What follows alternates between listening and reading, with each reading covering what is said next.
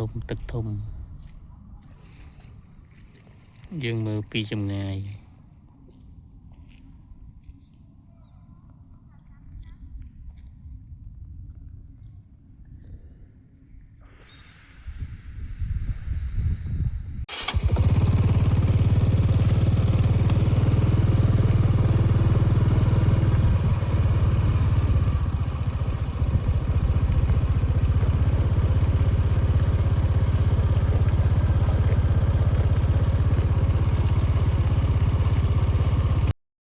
បាទសួស្តីពុកម៉ែបងប្អូនទាំងអស់គ្នាថ្ងៃនេះយើងមកដើរលេងតំបន់ទេសចរមួយនៅដាច់ស្រយាននៅតំបន់ភ្នំទឹកធំហើយនេះស្ពានសម្រាប់ដើរលេងកម្សាន្តជុំវិញភ្នំអញ្ចឹងយើងមកមើលទាំងអស់គ្នាកម្សាន្តទាំងអស់គ្នា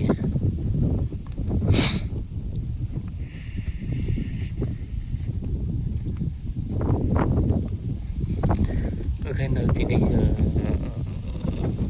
មានភ្នំមានទឹកមានស្ពាន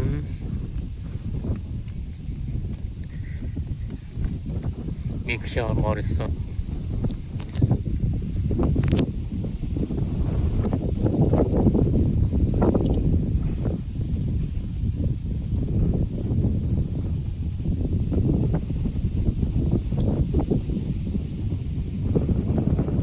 អូខេកន្លែងនេះសម្រាប់អង្គុយលេងមានតូបសម្រាប់អង្គុយលេងសម្រាប់បងប្អូនដែលគាត់មកកម្សាន្ត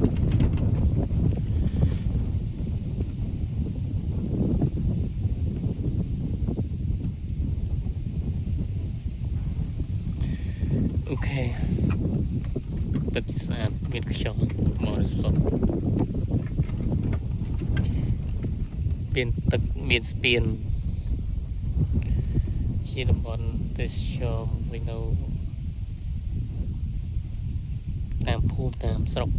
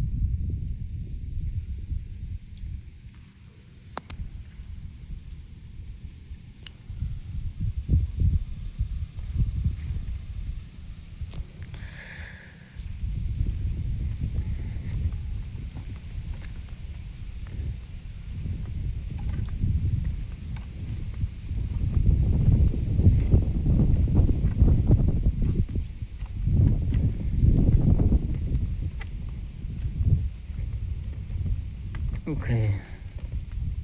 ស្ពានធ្វើដើរជុំវិញភ្នំ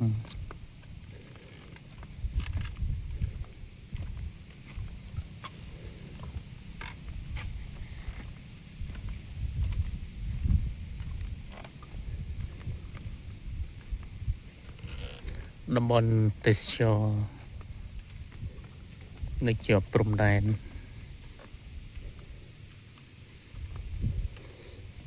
អូខេបើយើងដើរទៅមុខទៀតគឺទៅដល់ផ្លូវអញ្ចឹងស្ពាននេះគឺធ្វើព័ទ្ធជុំវិញភ្នំដើម្បីឲ្យបងប្អូនជាពលរដ្ឋដែលគាត់មកទស្សនាកម្សាន្តអាចដើរបានជុំវិញភ្នំ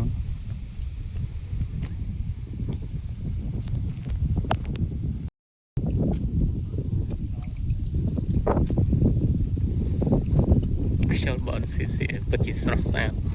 តំបន់ទេសចរណ៍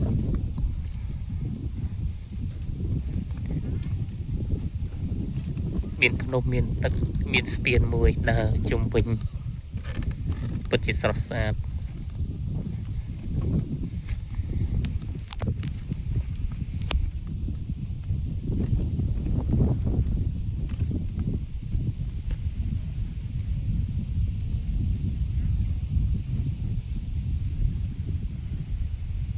បាទសួស្តីពុកម៉ែបងប្អូនថ្ងៃនេះមកដើរលេងកំសាន្តនៅតំបន់ភ្នំទឹកធំនៅខាងស្រុកកំពង់ត្រាចស្រុកកំពង់ត្រាចខេត្តកំពតទឹកដីតលដែនទឹកដីតលដែនដូចនៅក្នុងបទចម្រៀងមួយបទមានចំណងជើងថាទឹកដីតលដែនឬក៏ទំនួញកវីតលដែន